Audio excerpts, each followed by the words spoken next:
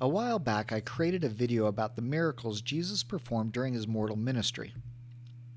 As I did that research, I realized that only 2 of the 37 recorded miracles of Jesus Christ happened within the walls of Jerusalem. The rest happened elsewhere, with the vast majority being in the Galilee area. Later, as I looked at the 2 miracles that were performed in Jerusalem, I discovered a profound lesson that perhaps Christ is trying to teach us. This video is on that lesson. The 2 miracles we are going to focus on is when Christ heals the man with an infirmity for 38 years and when he heals the man that was blind from birth. You have heard both of these stories many times. Let's talk about the miracle at the pool of Bethesda first. The ruins of the pool of Bethesda can be visited today. In fact, you can still get water from there. I took a vial of it and collected water from various places around the Middle East. Some believe that the pool of Bethesda was a mineral spring or a hot springs, and from time to time the water from underground heat sources would rise and stir the waters. The Greeks were early users of hot springs for medicinal purposes, and Romans also believed in the healing powers of mineral springs. But these traditions could be taken too far. Rather than just believing your skin is going to get nice and soft, the belief by many at the time of Christ is that there was some magical properties in the water, or that an angel would trouble the water, and the tradition held that the first person that entered the water after the water stirred or was troubled would be healed from whatever disease or infirmity they suffered from.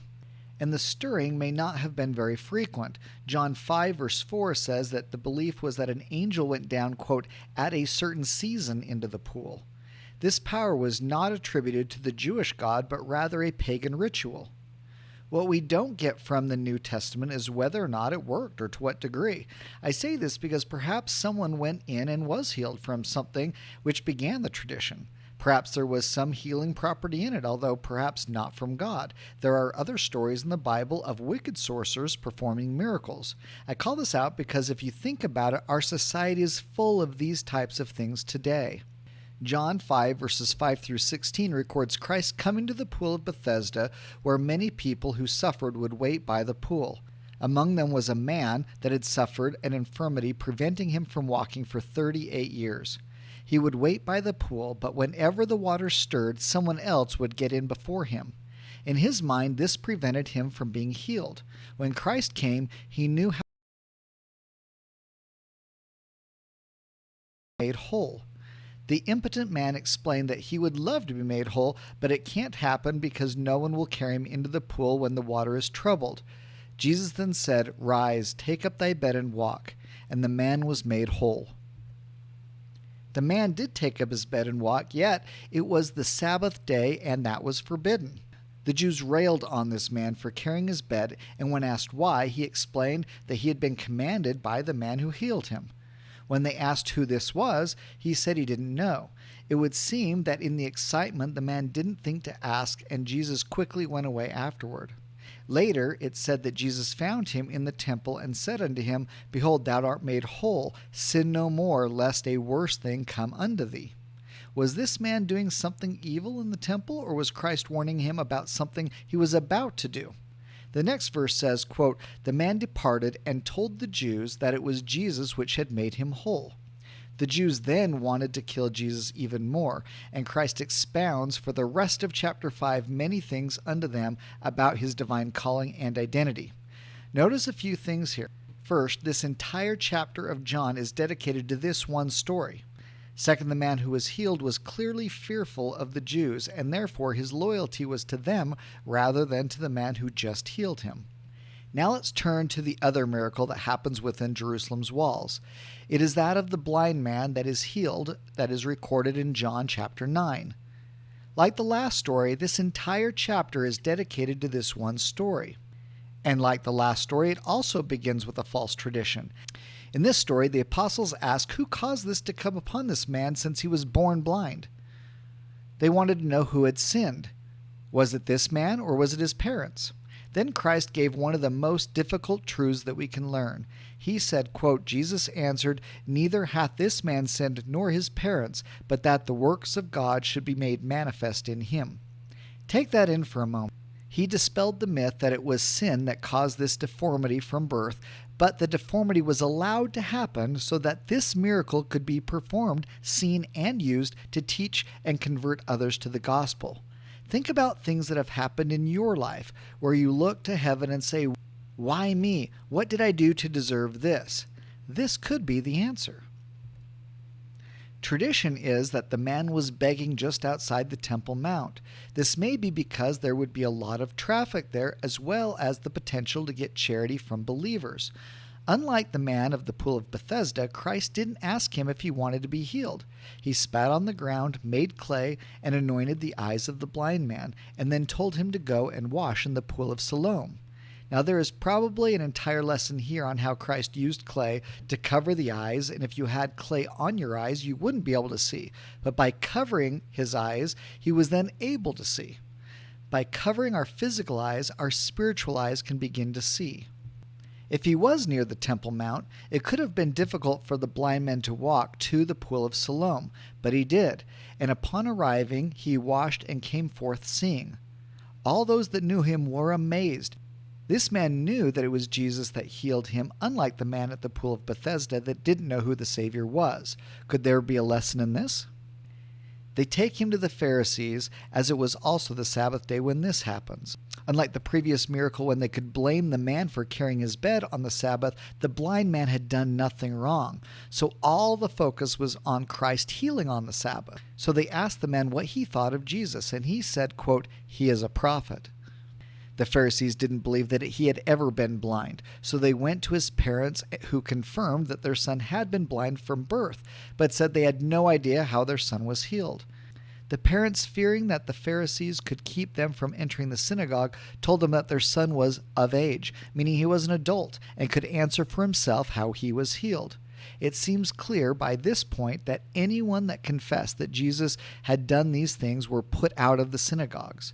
So they called the man who had been healed back and told him to confess that God had healed him rather than Jesus, stating that they knew Jesus to be a sinner. John 9:25 reads, "He answered and said, Whether he be a sinner or no, I know not. One thing I know, that whereas I was blind, now I see."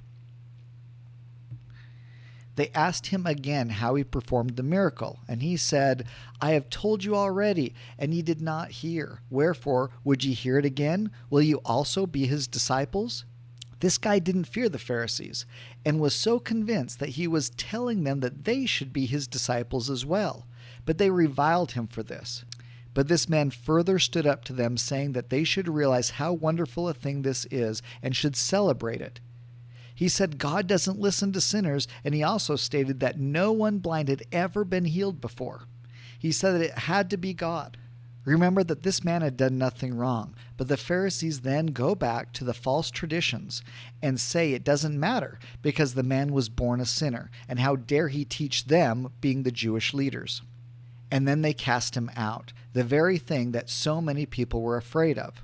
Then John 9 verses 35 through 38 says, quote, "Jesus heard that they had cast him out. And when he found him, he said unto them, Dost thou believe on the Son of God? He answered and said, Who is he, Lord, that I might believe on him? And Jesus said unto him, Thou hast both seen him, and it is he that talketh with thee. And he said, Lord, I believe, and he worshipped him. So while he knew of Christ by name, he had never looked upon him. Yet he still believed and defended the Savior even at his own peril and reputation." It appears that Christ made sure the Pharisees heard this next part when he said, quote, "And Jesus said, For judgment I am come into the world, and they which see not might see, and they which see might be made blind." The Pharisees took offense to this and said, "Are we blind also?" And I love Christ's reply, which was, Jesus said unto them, If ye were blind, ye should have no sin. But now ye say, We see, therefore your sin remaineth. See, Christ was never worried about what the Pharisees would do, and neither was the blind man.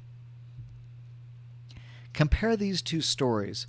One man relying on superstition, the other waiting at the temple. One fearing men immediately runs to the Jews and tells them about Jesus, even though he was just warned about doing this. No loyalty or gratitude shown. The other defends Christ even against these powerful men threatening him and his family, even if and when it means being thrown out of the synagogue.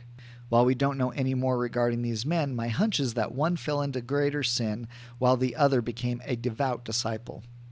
Which type of people are we? Because we all need healing. We all need saving. Where do we go for answers and help? Who and what do we fear?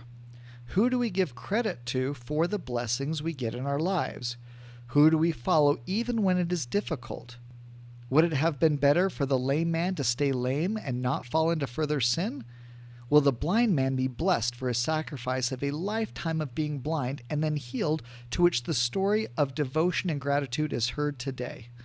What crosses must we bear for the benefits of others? Notice also in both cases, Christ seeks them out after their experiences, both suffering for years and then being healed by him. Is this a type and a shadow of what will happen to us? We learn in the Book of Mormon that the people in Jerusalem didn't have enough faith to see many miracles. Seeing as how these are the only 2 recorded miracles within the walls of Jerusalem, it validates that statement by the Savior to the Nephites, not to mention that in neither case were these men asked if they believed or if they had enough faith, like so many other miracles elsewhere. It would appear that Christ wanted to extend mercy to these men in need. Heal these 2 to make a point to the Pharisees as well as teach us something. I'm sure there is much more that can be learned from these stories, and I would encourage you to read these 2 full chapters and discover further truths that Christ wants you to learn. Thanks for watching.